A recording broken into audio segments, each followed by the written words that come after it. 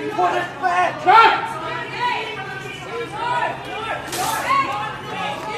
Welcome back after the last video on Wagga Wagga Council and all the Sinophiles over there.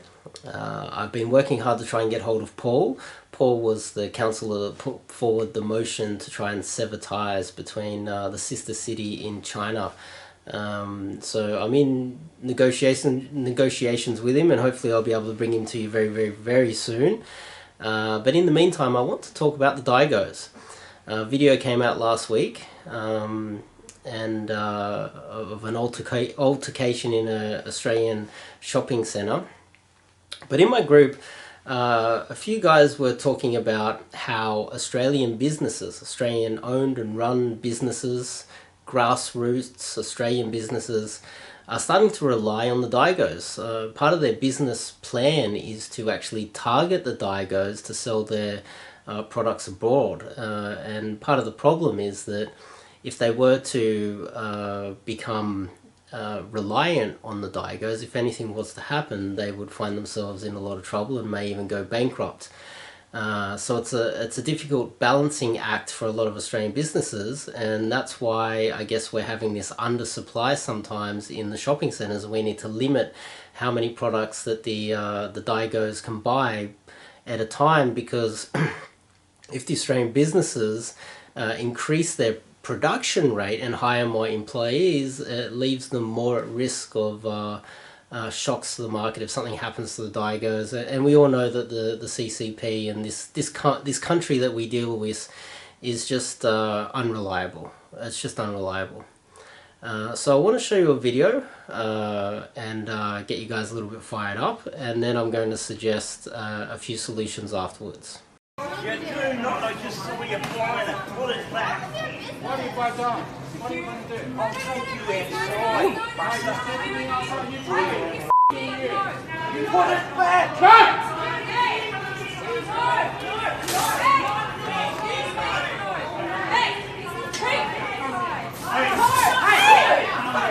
Stop it! What's the deal? No way! Hey, out! You're not allowed to buy the formula, and that's it. Out. Sorry, out. Come. Out. Come outside. Outside. Out. I'm sorry, guys. So now you're a little bit fired up. That makes quite a few Aussies frustrated, because we set the rules and they're ignored, and when we ask the Chinese people to obey the rules, we get a lot of pushback, and next thing you know, I dare say those two Chinese people went to Wechat and Weibo and posted how racist we all are. Here's another solution. Limiting the amount of products that you can buy is easily gained. Okay, so how about China actually makes these Daigou'S register as some form of a business, and it's not a very complicated business. All you do is buy some products, go down to the little Chinese post offices and send it off. It's not very complex. The only problem is that the Australian people don't have access to the middle class in China. In my opinion, by limiting the amount of products that someone can buy, that's kind of anti-capitalism. That's kind of like a socialist type of way of thinking. It's like, okay, let's limit the amount, limit the production rate, so that we can save it for a rainy day, or save it for winter. That's Soviet Union style thinking. I think we should be thinking more like capitalists.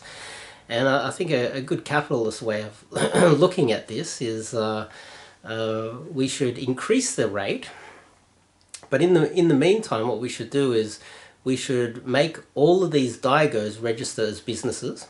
Like this Chinese couple, they should need to register, and every time they buy one of these products, they should pay a higher rate that is actually in the store. So just say, just for argument's sake, just say it's $10 to buy a tin of baby formula. I just don't know how much it costs.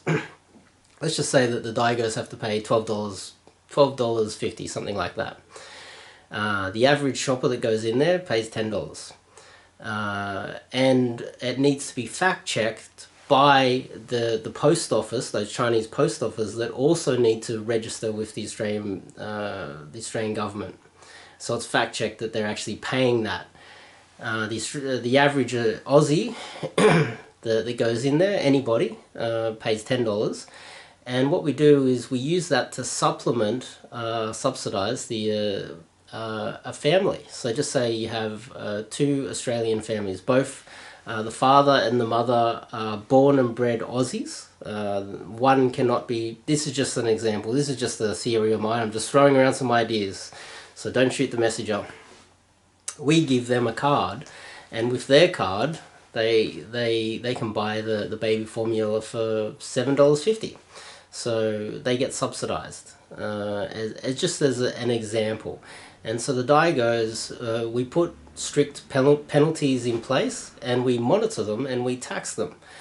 So it's so that their margin of profit is reduced, and a little bit of that margin goes to Australian families, and also taxes to the Australian government. This is how China would do it.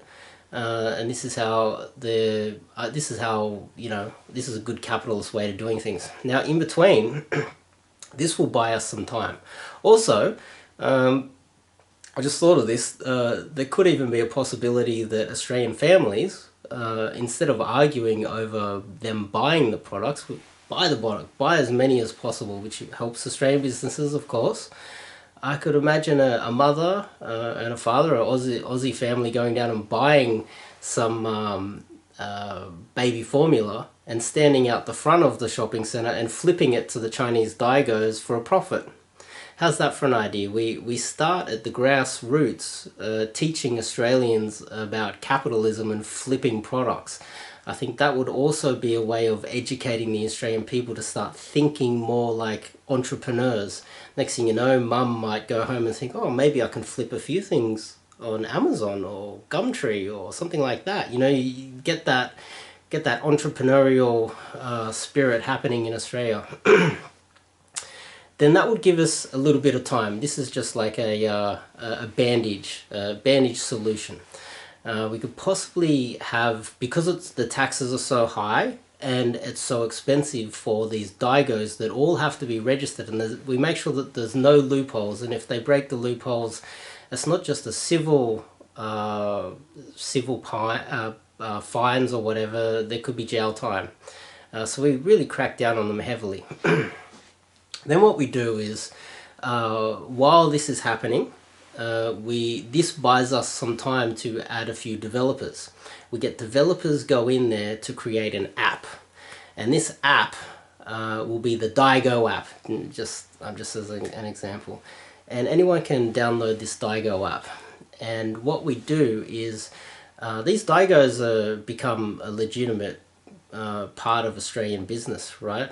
If we were to shut them down, Australian businesses, farms, they might even go bankrupt. So we need to keep them running, but we also need to somehow facilitate a way that the Australians can make the most of it.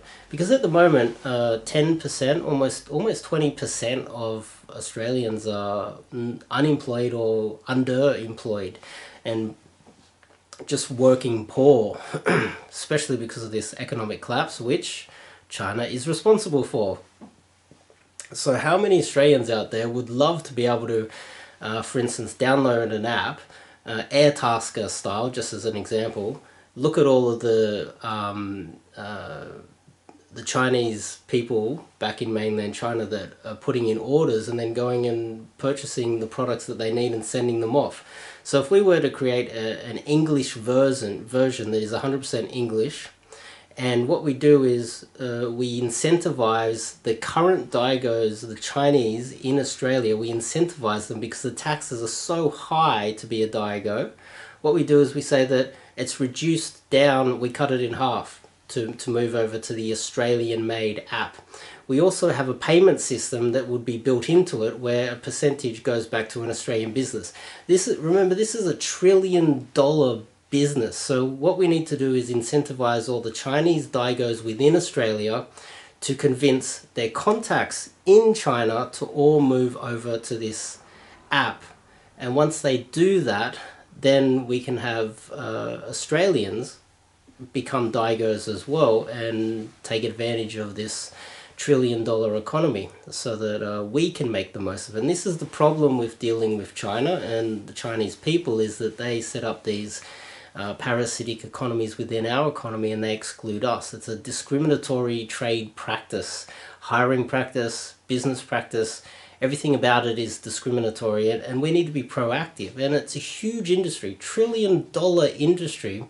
I don't see why the Australian government cannot implement some way that we can take part in this trillion-dollar economy. It just doesn't make sense why we should be excluded from this industry. Also it would help Australian businesses too, because they would be able to hire more people and increase the production rate, because then they won't be so reliant on the Daigou'S to some extent, hopefully, fingers crossed. But that's just a few thoughts that I wanted to bring up today. I am hopefully going to bring Paul Funnell. He's the councillor, the Wagga Wagga councillor that brought up this motion. So hopefully I'll be able to bring him on very soon. And I hope this made sense, what I was talking about today. It's just a few thoughts that I've been having this last week. And it's a huge trillion-dollar industry, and I think it's an opportunity that we should be trying to take advantage of, and there's no reason why we can't. So if you like this video, give me a thumbs up, and if you like what I'm doing here, this is independent thoughts by me. I do get a lot of offers from people who want to sponsor me, and they will then have a say in what type of content I make. This is independent Aussie media, and if you want to support me and keep me independent, even $1 a month on my Patreon will make a huge difference. And I'll see you guys in the next video.